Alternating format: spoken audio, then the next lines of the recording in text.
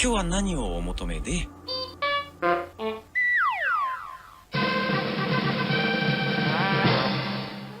Salut, c'est Mouchou et bienvenue à quoi ça sert. Donc aujourd'hui on va parler de ce qu'il y a en haut à droite. Donc le petit cadeau, les roues et la petite bulle. Donc à quoi ça sert? On va commencer par le petit cadeau. Le cadeau, c'est là où vous recevez en fait vos cadeaux tout simplement. Donc les cadeaux de par exemple de chaque jour que vous recevez par la petite Rukia. Ça peut être aussi les cadeaux que vous recevez lors des events.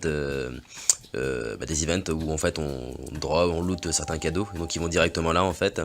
Petit détail qui a changé par rapport à avant, c'est que maintenant quand vous faites les missions, quand c'est la première fois, vous gagnez des orbes, et ces orbes normalement elle est dans les cadeaux. Maintenant ils vont plus dans les cadeaux, ils vont s'ajouter directement au total de vos orbes. Donc c'est une petite nuance qui a changé, et qui a même encore possibilité encore de changer, puisqu'ils essaient d'améliorer le système. Donc dedans vous voyez bien, donc il y a les cadeaux. Donc il y a de base comme je l'ai dit, vous pouvez récupérer aussi les cadeaux sous le ticket, donc ce que vous gagnez en cadeau mais en sous le ticket, donc là ils les ont séparés.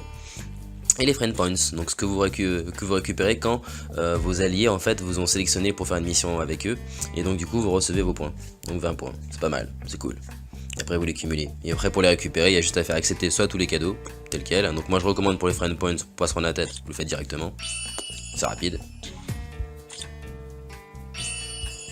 Les sous le ticket, je vous conseille d'y aller par parcimonie, donc tranquillement. Vous prenez uniquement quand vous en avez besoin. Là, j'en ai pas besoin, donc je vais pas les retirer. Et les cadeaux, c'est kiff-kiff, parce qu'en fait, dans les cadeaux, il y a aussi, par exemple, quand vous faites les missions raid, les personnages silver, en fait, qui tombent. Là, par exemple, je crois que j'en ai avoir un qui doit être là.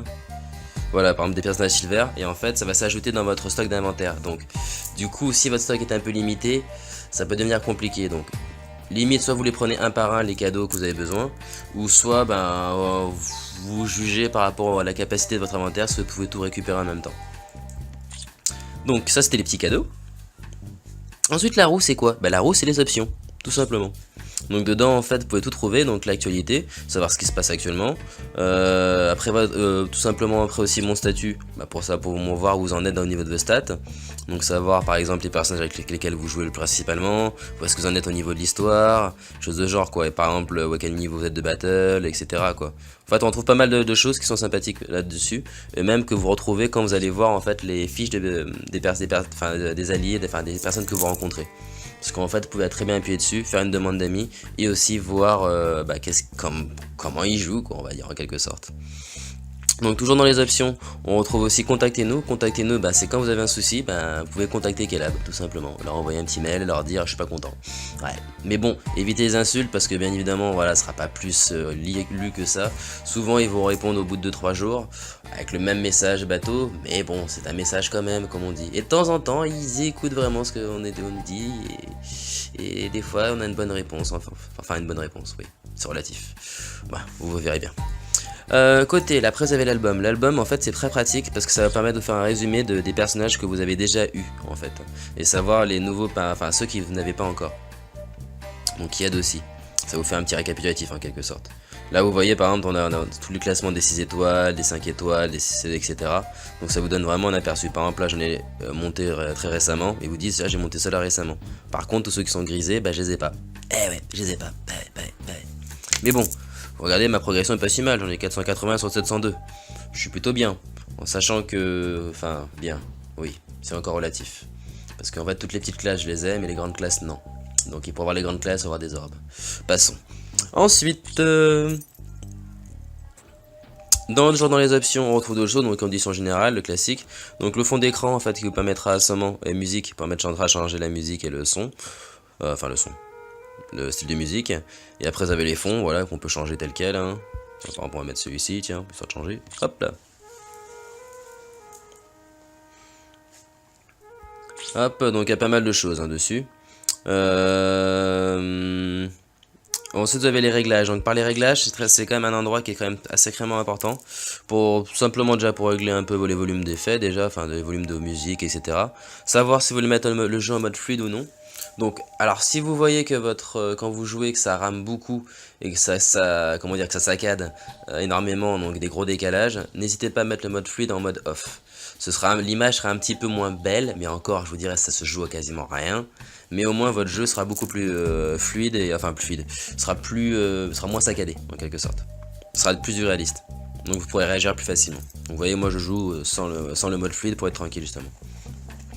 À côté de ça, on va dire aussi dedans, vous avez vu, donc c'était le côté menu général. Là ils ont rajouté en fait empêche la mise en veille de l'écran. C'est vrai que c'est pas mal parce que des fois j'ai remarqué sur certains appareils quand la mise en veille de, comment dire, même si vous la mettez assez longue, parce que selon l'émission des fois ça peut durer un petit peu ou on oublie le téléphone, ça peut vous, comment dire, reboot le jeu et donc du coup la mission que vous avez en cours etc, faut se retaper de nouveau quoi. Ouais, donc ça peut être embêtant. À côté de ça, dans le jeu, ça c'est important aussi, dans le côté jeu, il y a pas mal de petits trucs qui peuvent vous aider. Par exemple, voilà, comme les attaques automatiques spéciales pour le battle, si vous voulez lancer directement votre attaque spéciale dès qu'il a la sous bombe, c'est bien de l'enclencher, sinon c'est du manuel. Pareil, vous avez par exemple d'autres fonctions en fait qui peuvent vous servir, et surtout une qu'on vous recommande tous, mais alors très très fortement, même c'est même pas, je dirais même c'est presque du obligatoire, oui, du obligatoire. Sauter les cinématiques des attaques spéciales. Sachez, mes chers amis, que ça c'est très important de le mettre en mode on, tout simplement pour éviter de faire rager vos compatriotes. Parce qu'en fait, voir la stack spéciale une fois c'est cool, mais l'avoir plusieurs fois on devient fou. Et surtout que des fois ça peut créer des décalages au niveau de quand on joue en coop, voire même des fois ça peut faire sauter la coop, ça peut arriver. Oui. Et donc du coup vous vous retrouvez en solo, on va dire, à vous taper contre les boss. Donc c'est pas forcément le plus simple après derrière. Donc pensez bien à l'enclencher. Et quand vous l'aurez activé, en fait vous pouvez quand même laisser la cinématique quand on l'est lancé de l'attaque spéciale. Et en fait tout simplement pour la faire sauter, il suffit de appuyer sur l'écran. Et ça l'enlève, ça permet de sauter l'attaque. Donc ça important, pensez bien à le faire. Et après vous avez le principe aussi pareil des notifications. Donc là vous pouvez le régler comme vous le sentez quoi. Donc après ensuite vous avez l'historique des achats pour savoir ce que vous avez dépensé en or, cannes, etc. Donc c'est vrai que c'est pratique pour avoir une idée quoi. Et donc après dans le menu aide on va dire aussi pareil qui vous donne un peu des petits tutos, des petits conseils, des aides. Synchronisation pour relier soit à Google, Kelab ou Facebook. Après moi je vais mettre recommandation pour Google, je vous dirais c'est peut-être mieux hein. Après c'est comme on le sent. Écran titre, tout simplement si vous avez remarqué vous avez trop de bugs, vous allez dessus. Et ça vous refait venir à l'écran principal. Et langue, si par exemple vous êtes connecté, vous voyez que votre menu tout est en anglais, ou inversement vous voulez passer en mode anglais, vous allez sur langue et là vous choisissez votre langue. Donc comme toute option classique. Et le dernier petit truc, la petite bulle. Alors ce petit truc, soyons clairs, c'est inutile, c'est un truc qui rend fou parce que quand on appuie dessus on devient dingue. Alors je vais vous montrer, vous allez comprendre pourquoi. Alors déjà ça met un siècle à arriver. Il faut savoir que quand vous appuyez dessus, parce qu'il est actif aussi pendant que vous êtes en coop, en run. Et quand vous appuyez dessus à ce moment-là, le truc se lance. Donc du coup, pour jouer, c'est le bordel. Donc voilà, ça c'était pour vous montrer un peu en gros ce que ça donnait, quoi. Et voilà, donc je vous conseille pas du tout. Donc ça c'est le petit bouton, on va dire, à éviter et surtout ne pas toucher. Donc voilà, c'était la petite explication par rapport à ces petites icônes que nous avions. Donc maintenant on sait à quoi ça sert. Donc c'était Mouchou, et je vous dis tchou tchou.